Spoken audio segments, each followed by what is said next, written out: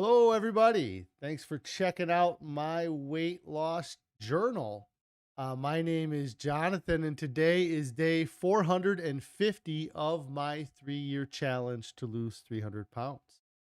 Um, I am changing things up, and I'm going to try to modify this intro a little bit. I created a video that I'm going to talk about in a little bit that is kind of, I think I'm going to have people go to that instead of doing a 3 minute intro at the beginning of each video. But I am going to do kind of a quick recap of, I guess, where I'm at. Like I said, it is day 450 of my 3 year challenge to lose 300 pounds. My current weight, or my weight at my last weigh in, was 327 pounds. I'm a little bit lighter than that now. So, being day 450, today is actually exactly 15 months if you divide it by 30, which is about the average number of days in each month. Um, and over that time, I've lost about 195 pounds, bringing my weight loss per month to about 13 pounds a month. I have another 105 pounds to lose, and my goal is to get through that 105 pounds yet in 2020 here. But I'm going to get started before I get talking too long, because I'm trying to shorten up my intro to make things more exciting. So I hope everybody had a great weekend. I would love to hear how your guys' weekends were. If you guys had any non-scale victories over the weekend, I'd love to hear those. Any scale victories, any questions, comments, anything you want to add, just feel free to let me know, whether you're watching this live or you're watching this on a replay. I'd love to get feedback from you guys. I did briefly mention that I posted a video, and so I am, working towards those goals for 2020. The three goals for 2020 are going to be, to get down to my goal weight, to get to 220 pounds, lose that 107 pounds, 107 pounds I have left, uh, to be more active, which is where I really probably didn't succeed this weekend, and then create more content. And I did create some more content. I posted 2 videos this weekend. If you haven't had a chance to go check them out, make sure that you do head over there, watch the videos. One of them was kind of just a quick intro video I made. And I kind of had the thought last week about, how I'm recording this and the things I'm doing, and what these live streams are. And they really are kind of a journal. It's kind of my daily record of what's going on in my head, or what's kind of happening in my life. And so I thought that that was kind of a good change, kind of make these live streams a journal. I mean, I still want to hear from you guys and interact with you guys, and do that. But I also, I'm going to continue to do the things I've been doing, which is talking about the new things that are happening with me, my non-scale victories, my weight, my food that I'm eating, the education that I'm doing by reading these new books, and just kind of the things I'm learning, um, and the experiences that I'm having, I guess. So I don't know how I'm gonna change as far as format. I mean, it's still my 3 year challenge to lose 300 pounds. That's still the overriding uh thing on all of this. But with doing more content, I thought that it would be nice to kind of separate this as my journal. Let's see here. So yeah, I did the 2 videos. I'm gonna move this. The intro video was a short video. It's really kind of similar to what I have been doing at the beginning of all of these videos. Just kind of, hey, thanks for checking out my video, and this is, what's going on, my history, or what made me start the challenge. The other video that I posted is much longer, and I know it's much longer. Is kind of my weight loss history. And, even after I finished it, I was like, man, there's so many other things I could have added. I but there's a lot of what I talked about were when I had success losing weight. I didn't really talk about the times where I tried things that didn't work out that well. I think I mentioned going to Weight Watchers, but I did try doing Weight Watchers a couple times with never, any success I ever had with Weight Watchers was kind of weird because um there were so many people around you not succeeding. So when you did great, the it was a weird vibe. Um especially with it being kind of predominantly women and not very many men at the meetings that I ever went to.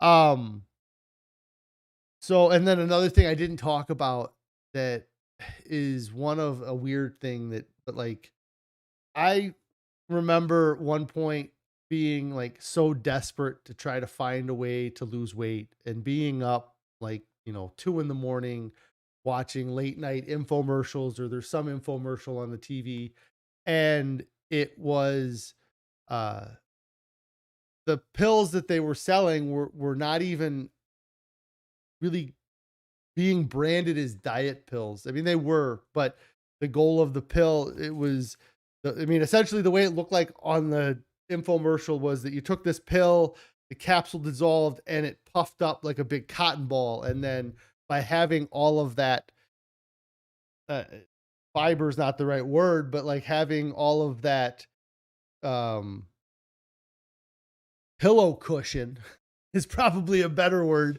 or expanding sponge in your stomach would uh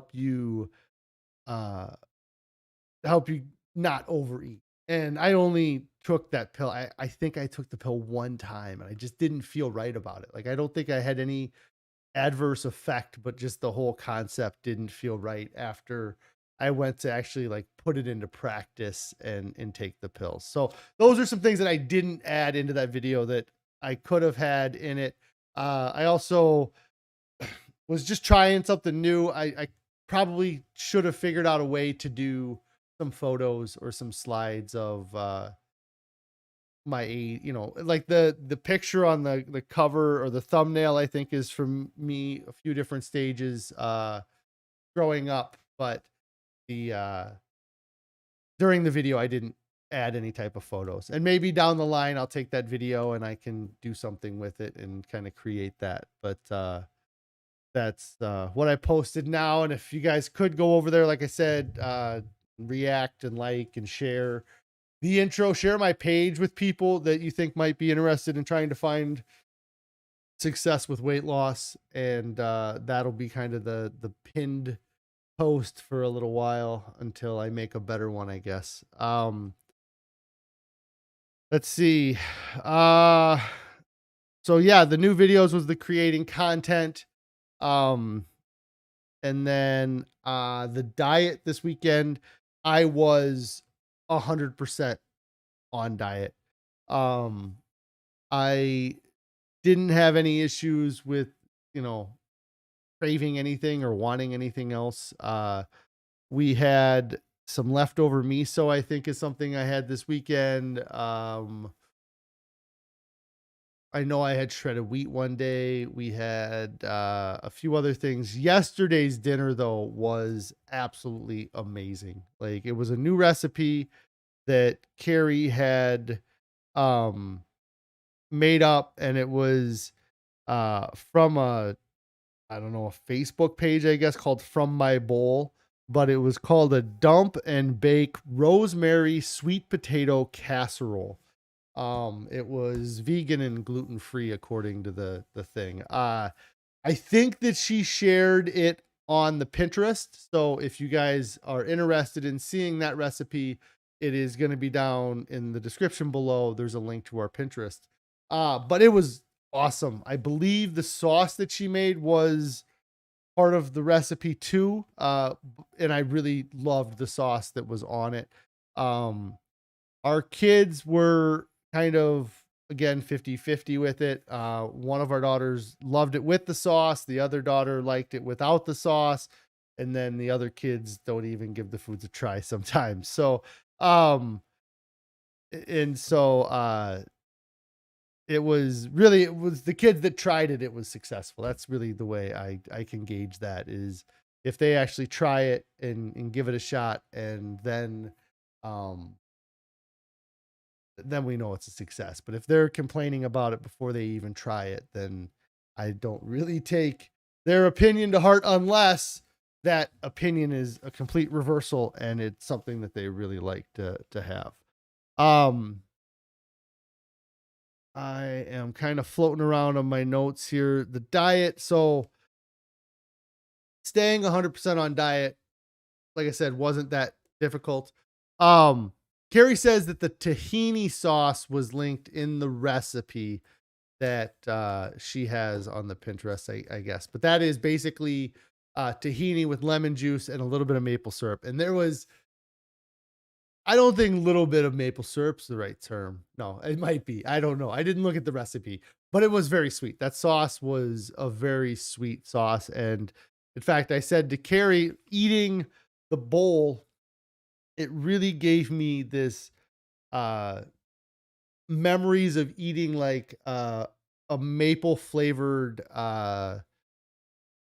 sausage, like sauce, breakfast sausage link.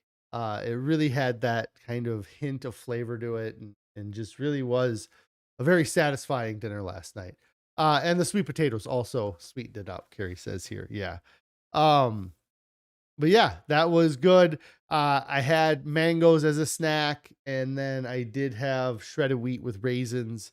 I kind of like doing that every now and then to get a big kind of mass of wheat through my system, I guess. But I do like it. It's enjoyable. I like to try have those things that and just get like a full gut sometimes, like just to fill up and not feel guilty about having shredded wheat with unsweetened soy milk and a little bit of raisins, like there's nothing, uh, I don't think there's anything wrong with that, or I should be worried about having that as a meal. And the sad thing though is that I do think I have to say goodbye to a couple dear friends for a little while, and they may come back, and we may uh kind of try to find the balance with them in the future, or with one of them in the future. The other I don't know so much. So the first that I think I'm gonna have to just say goodbye to is the natural flavored waters, the the LaCroix and the bubblies and the, I don't know the names of the other ones off the top of my head, but the carbonated waters that are naturally flavored. I It really got out of hand. I mean, I have like a whole garbage bag just filled with the cans for recycling from those. And so that's actually not even a nutritional reason that I kind of want to stop, but I see that I'm creating waste by just drinking water, and that is become more of something that I've paid attention to, is like I create way less waste now. Like it's surprising to me how much less waste that I produce now. And the cans from those was something that um who knows, without recycling those, they just end up in a landfill. And I was contributing to that. But from a stomach standpoint, I think it was doing something to me. I mean, I could be wrong. I mean, but it I just didn't feel very good a few weeks ago. And there's been a couple things that have changed about my diet since kind of the 9-month mark, and that's one of the things that changed, was that I was relying on those flavored waters for my uh water needs. Those flavored waters for my water needs, for my hydration needs. There's the word I was looking for. Um and I need more hydration cuz I have got these awful chapped lips, and I don't usually get chapped lips. It's not something that happens for me for whatever reason. And the last 2 days they've been awful. And I think it's because I have my mustache done. Like usually I have hair kind of covering my mouth, and then that creates like a moisture barrier but I got really chapped lips right now and it's bugging me. And I don't like using chapstick, but I think I'm going to have to. Anyways, getting sidetracked. I need to drink actual water. And I was going to grab the bottle of water I have next to me and show you that I have a bottle of water, but it's in a plastic bottle. And I was just talking about not creating waste. And is that plastic bottle any better than cans?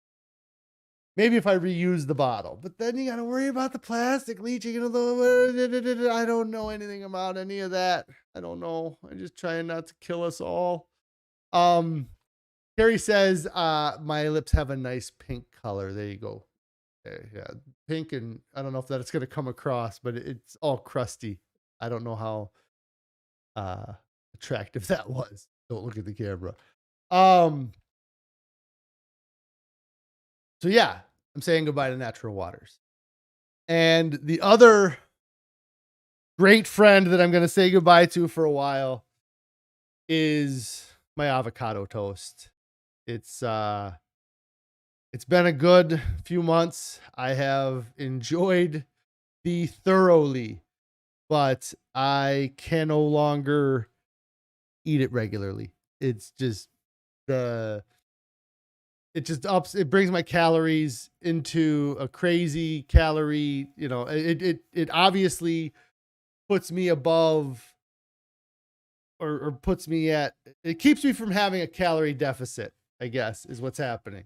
And I don't count calories and I'm not really worried about calories, but the amount of fat that I'm getting from the avocados, the calories I'm getting from the avocados, I think that it's stalling my weight loss. I mean, some weeks probably had 4 to 6 avocados in a week. That's probably not good for somebody to have that many avocados, unless you live like in an avocado field and it's your only food. But so I love it. It's really, I mean, and then the miso that I put on there has such that salty flavor that, just helps knock it out of the park. Absolutely one of my favorite snacks. If you're looking to have a snack, I highly recommend avocado toast with miso and mango pico de gallo. But I am going to have to kind of say no to that for a while. Maybe when I get down to my goal weight and I'm maintaining that weight, then that'll be one of the things that I kind of treat myself with, or that we can look at bringing back into my diet. But with my goal being to lose weight right now, that is not helping. And I cut it out like a week ago. It's not something I just cut out this morning. The same with the waters. When I did that fast, check that sort of. So I did the fast Monday, the 17th. I ate our anniversary dinner, didn't eat for 3 days. The first thing I had when I ate was avocado toast, but then that was the last time, as long as that was the last avocado we had. I didn't want to waste avocados.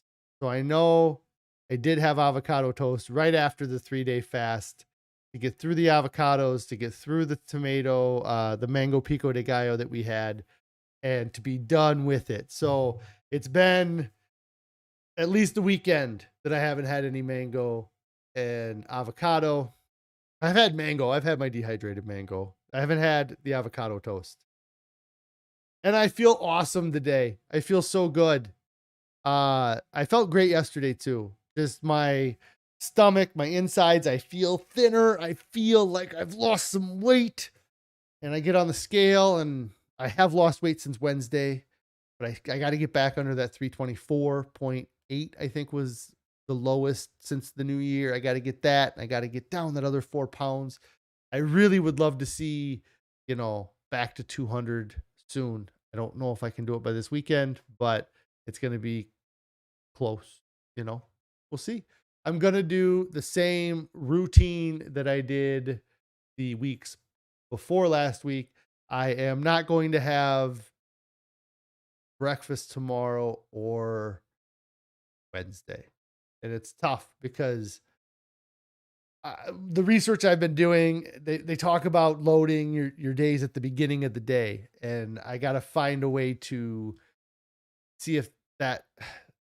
I don't know if I can if I can figure that out. I'd like to eat more in the breakfast, for breakfast. Have um most of my calories at the beginning of the day, but uh it's really tough to come home and not eat calories too. So right now I'm gonna keep with what I've been doing, which is skipping breakfast on Tuesday, Wednesday morning, and then eating 2 meals a day, the other meals, or kind of pretending like I'm eating 2 meals a day on the weekend, and then the extra food that I eat on the weekend is made up for by the fact that I'm fasting Tuesday, Wednesday morning. However you want to look at it. That's my plan. It probably doesn't make sense to anybody, which is cool. I got notes all over the place about what I was going to talk about today. Let's see. Another thing from the weekend is Carrie says, woohoo, it took her ages to recover from the anniversary meal. And then she hopes that it'll, make her rethink splurging quite as much the next time. Yes, that's something we've talked about, is that when we went to Des Moines, which we're going back to Des Moines this weekend, and so I won't be live on Friday. Just a reminder. When we went to Des Moines was the first time we had a processed kind of thing from a restaurant, and it didn't bug us. It didn't give us much for digestive issues. But this last time it seemed to just kind of, I don't know. I was having issues before we had the pizza, so it's tough for me, but the pizza was kind of like, okay, this is a good time to reset. That's why I fasted. But yes, I'm feeling much better, and I'm hoping that the weight loss continues to kind of show up in the scale, because it's nice to kind of feel like things are going in the right direction. And also, even like just in day to day, like I feel like my inflammation level is down, like the joints, I don't know, the skin feels better, just everything feels better. Cutting out the natural water, whatever flavored waters, naturally flavored with something, and then the avocado toast. I'm not cutting out avocado completely. There may be something that has avocado as an ingredient, or but I'm going to cut out eating avocado on toast like that, for now. I mean, who knows? Tomorrow I could be like, hey, you know what? I changed my mind. This is stupid. I'm an idiot, but that's where I'm at today. I can't imagine changing my mind that quickly, but check back in 3 days then. Let's see. I have been reading The Future of Nutrition by Colin Campbell. The title is deceptive because it's actually the history of nutrition, not the future. But I think that there's some sort of irony, or there's something, there's a reason why he titled the book what he titled it. And it's might be that those who don't remember history are doomed to repeat it. I feel like that might have been some sort of, these things that we've allowed history to delete or ignore are going to cause us to go even further in the wrong direction. And so I absolutely love the book. But I am a weird person sometimes, I suppose. I don't know that the book was anything revolutionary as far as what Dr. Campbell has preached in any of his other books. If you've read the China Study or the book Whole, there's not a ton of new information, or his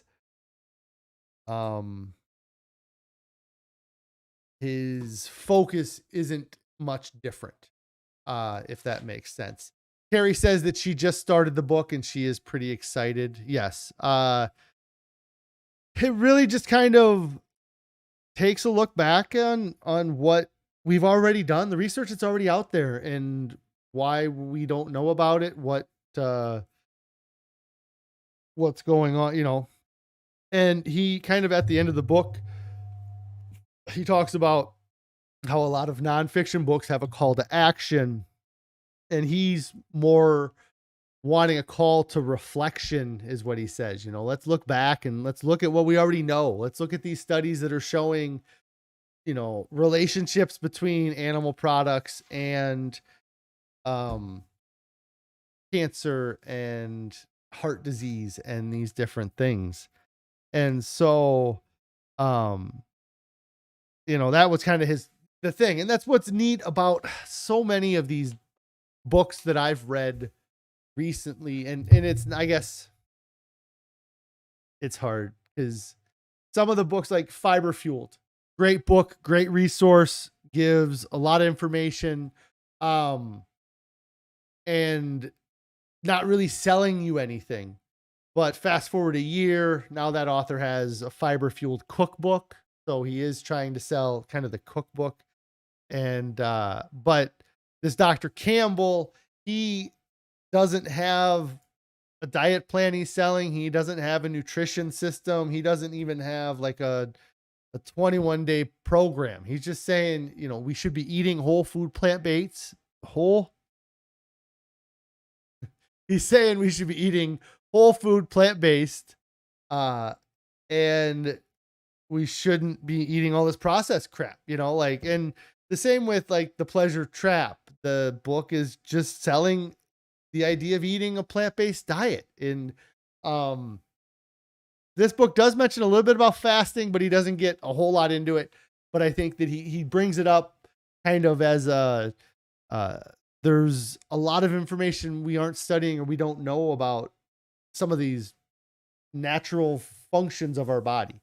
So what I did think was funny is that he specifically says in the book that he's not really creating a call to action, because a lot of times the call to action can be measured, like buying supplements. They can see how many more supplements they sold after the book came out versus before the book, or doing these programs or signing up to a newsletter, but then he kind of fast forward a little bit further in the book, and he's like,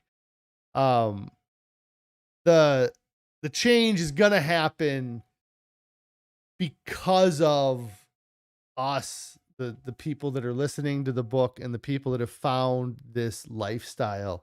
And so he does kind of have some call to actions in the book. He talks about letting local businesses know that there is a demand for these nutritious options, and not necessarily always nutritious, but different options. Like when we buy our vegan pizza for our anniversary, we're letting that business know that people want that option. Or when we go to the grocery store, we do vote with our dollar by purchasing the plant-based options. But I think what he's saying is let the local people know, the people you have, that you can actually talk to and maybe have some influence over what is on the shelves. Let them know you're looking for those things if they don't have them. Like that's something that, a lot of these businesses, if they see that they're missing out on making money in some way, they'll jump on it. Like if I got to order 5 of those and this person's kind of telling me they're going to buy them, I'm going to make money, so why not buy them to make money? The other thing he says is he talks about like raising hell, about what these corporations are doing and how they manufacture these addictive foods. And there's loud ways and then there's quiet ways too. Kind of the loud way is to go and picket and kind of be an activist in that way. And then the quiet way is, again, voting with your bank account, buy, the products that you buy, or the people that you choose not to purchase products from anymore too, and just in, your community and in your everyday life, being a good role model. He talks about doing that.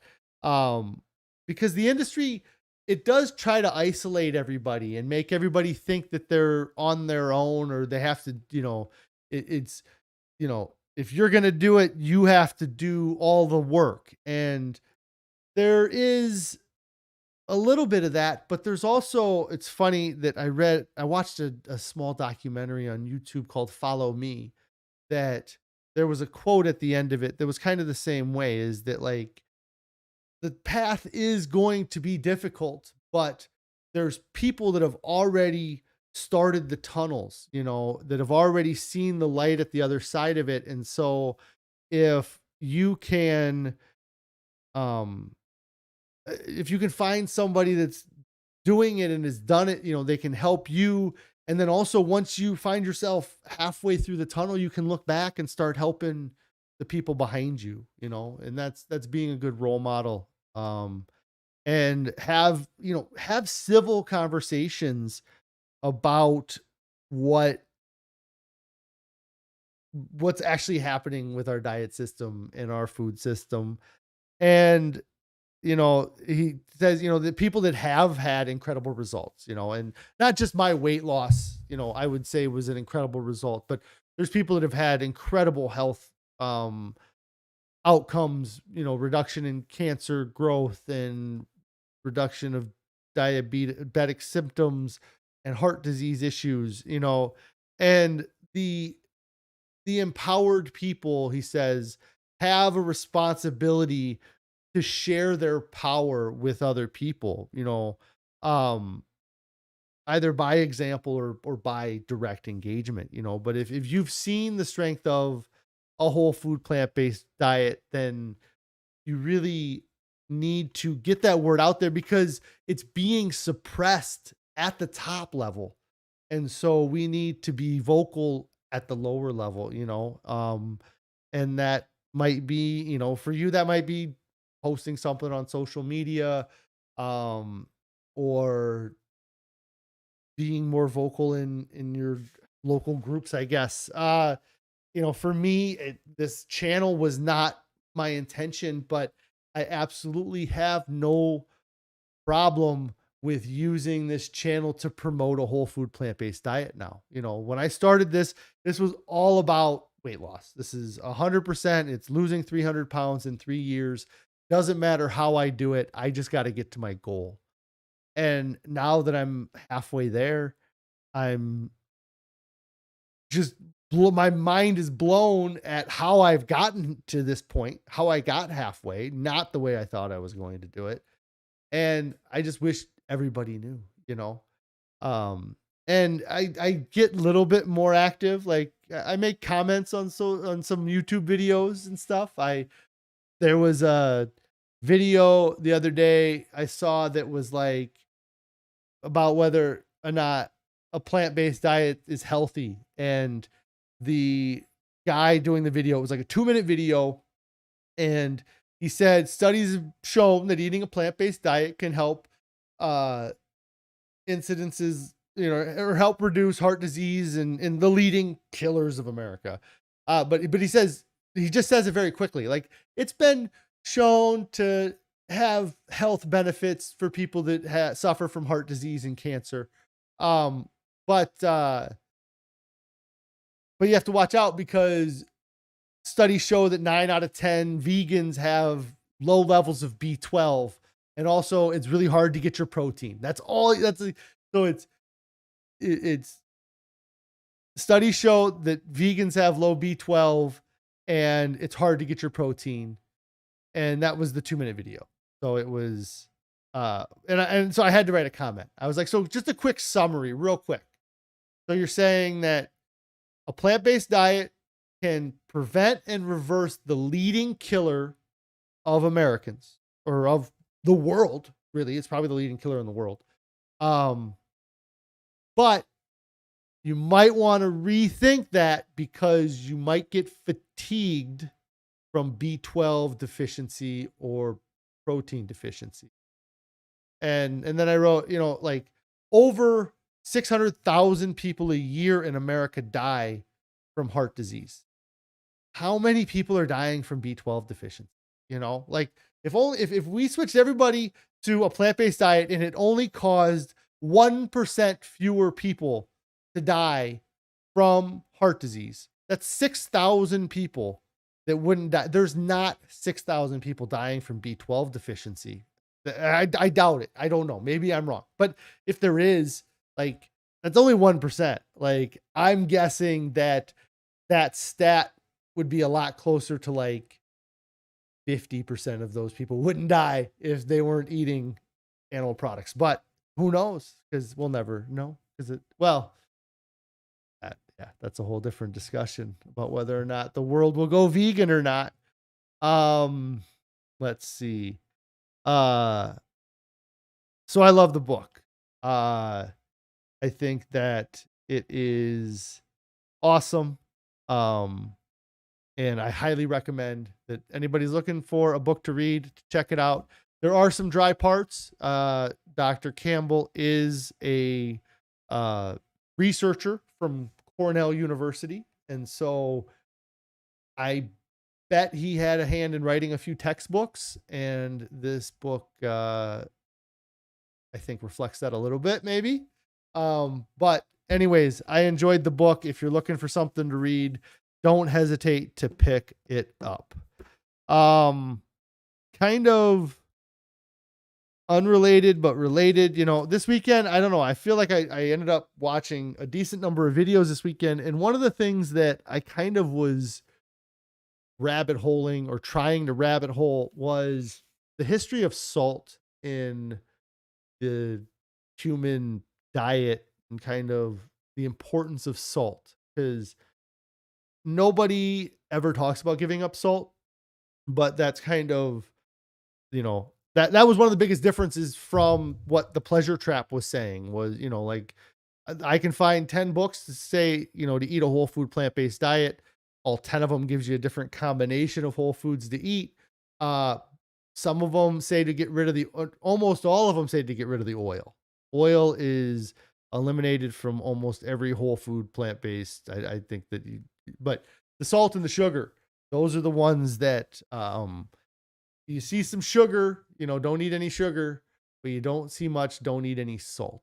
And, uh, I, so yeah, so I kind of went down the rabbit hole to kind of see how long have we had table salt? You know, like, is table salt something from 100 years ago, 1,000 years ago, 5,000 years ago? You know, what's the history of table salt? And it's from 5,000 years ago, at least, or around, maybe, who knows? They tried asking somebody, but they couldn't find anybody that was around. The the salt has had a huge impact on human civilization. It's, you know, the spice trade kind of thing. And I watched a couple videos on YouTube. I even think I skimmed through an article. It's kind of the history of it and how crazy it is, you know, like, there's I guess the first one I'll give it an example is that they can't directly find the actual direct correlation, but the word, so salary, is derived, they feel like, from the word salt in um Roman history. But the words that they do know specifically that come from the word salt are things like the word salad. Salad is just means salted greens or salted leaves. And then I should have wrote the other ones down because I'm blanking. But there's a bunch of SAL in the Roman Empire, and then in like England, any cities that end with the word witch, WICH, that means that they were near a salt mine because that word signified the presence of a salt mine. Um, and just wild, you know, like way back, you know, and they say it goes back to like 4,700 BC.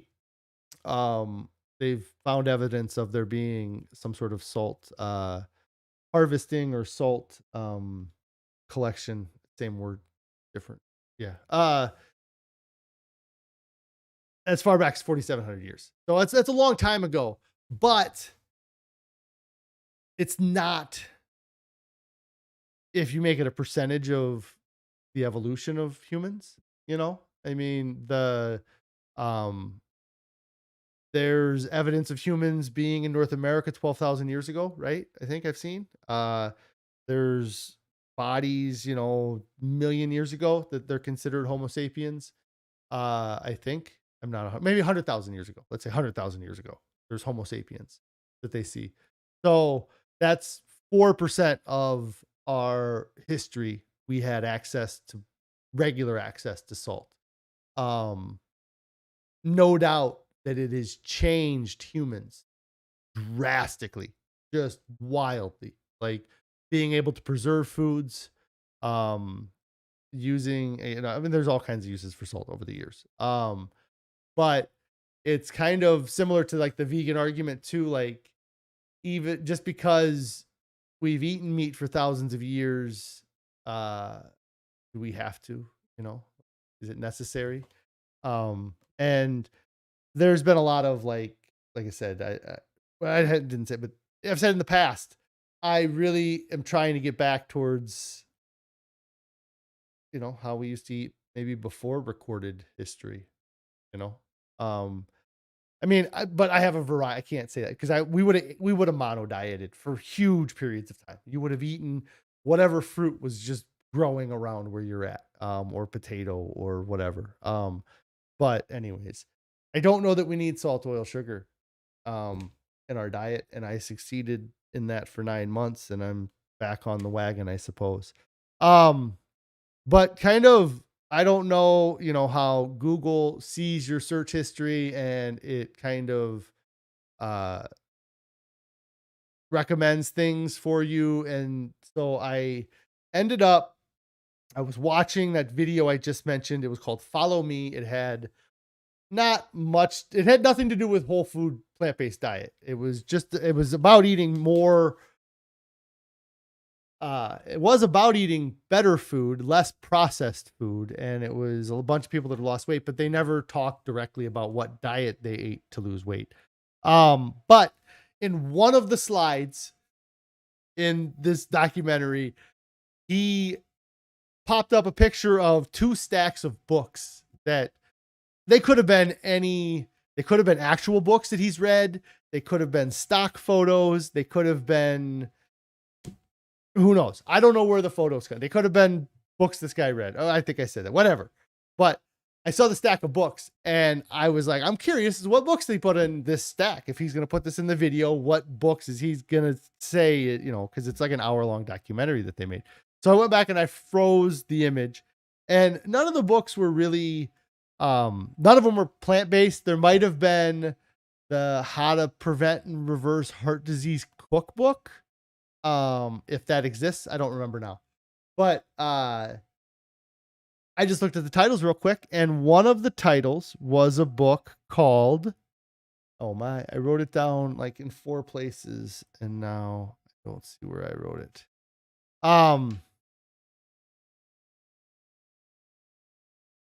All right, there it is. So it's called Salt, Sugar, Fat by Michael Moss. It was published in 2013. So it's like a 9-year-old book, but it's called, again, it's called Salt, Sugar, Fat. Salt, Sugar, Fat. That title caught me right away. I mean, salt, oil, sugar, salt, sugar, fat. It's the same. I mean, just fat, oil. Anyways. So I was like, hey, I'm going to kind of check this out, see what it is. I just read the synopsis real quick, and I was like, I think I'm going to check it out, because it seemed to be more about the corporate influences on our diet. And everything that I've been reading with Dr. Campbell has been the political influence and the research influence that our diet has, but not really the corporate influence. And so I did just kind of a quick search of the author and the book. I found an interview that he had done shortly after the book had come out. And he talked a little bit about what was in the book. And, one of the things that he one of the catalysts for him for writing this book is that he came across some documents from a meeting that happened in 1999 that was a bunch of large food industry heads kind of getting together for a meeting, which was really rare. And he said that the meeting was actually organized by one of the top guys at Kraft because he wanted to get these guys together and talk about the legal implications of what they were feeding the people. And he says that he showed them the studies that were linking cancer to processed foods, and like, are we liable? Can we be held responsible for the deaths of people that are eating this food? And he says in the interview that the General Mills, somebody from General Mills kind of steps up and says, we are providing that option to people. We are giving people the option to eat the sugar, the low sugar or these healthier foods. But we're beholden to our shareholders to provide what people are going to purchase because they are backing us so that we make money. And that's something that I've talked about a lot over the past year, that I guess I've been focused a lot on diet stuff these past few months, but I know that what's going on with the corporations has really blown my mind, and talking about the behavior kind of studies that they've done to influence our purchasing and where they put things in the grocery store and things like that. And the bliss point and kind of, overindulgence, things like that. So I'm getting really long here today. I'm almost at 50 minutes. I'm going to get out of here, guys. I'll be back on tomorrow. I'm going to start this book. I hope I like it. It is called Salt, Sugar, Fat by Michael Moss. And I hope I like it, but I'm going to get out of here. I didn't tell you guys already to subscribe, but you should subscribe, especially if you're 47 minutes in. You should definitely be subscribed to my channel. Like the video. And I'll talk to you guys later. Get started right now on your diets, though. If you haven't started already, get started right now. There's no reason to wait. There's nothing coming up that's more important than your health. I had a note that I didn't talk about. Anyways, there's nothing coming up that's more important. And you're not, like, if we were talking about crack and I was telling you to get off crack, I wouldn't be saying, I don't know. This is a whole analogy that's going off track here, but it was just that, like, you got to give up these foods. You got to give them up. It's tough. I know, but we're addicted to this shit. I mean, and milk is the worst, guys. It's absolutely the worst. But you got to give it up. Get started on your diets now. Go all in. It's the way that it works.